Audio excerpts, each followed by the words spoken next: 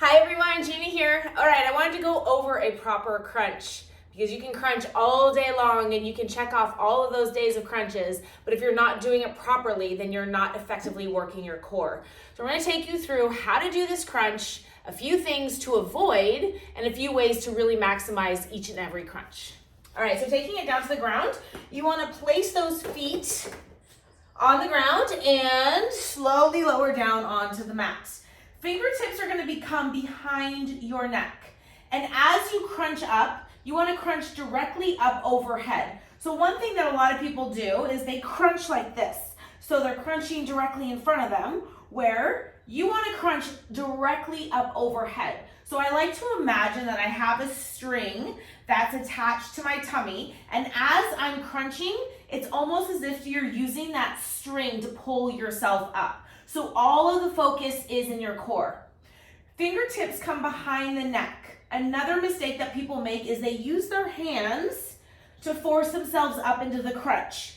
I like to use my fingertips rather than my entire hand, so it's just kind of used as a placeholder to guide my neck as I'm using my core to rise up, crunching at the top, taking it down, crunching directly up overhead.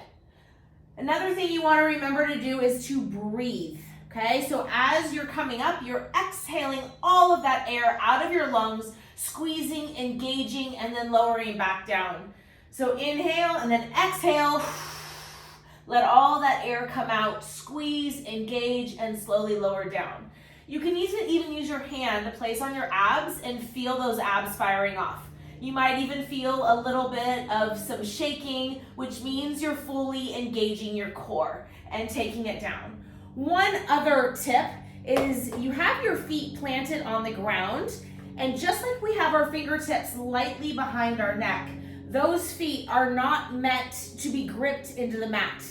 They're supposed to be lightly on the mat, so you're using all of your core. If your quads are engaged and feet are planted into the mat, then you're not using as much of your core. You're actually using some quadricep muscles. So fingertips lightly behind the neck, feet are gently placed on the ground, coming directly up overhead, imagining that string coming up to the top, lowering down and not forgetting to breathe. So coming up, exhale, lower as you inhale, exhale, coming all the way up and taking it down.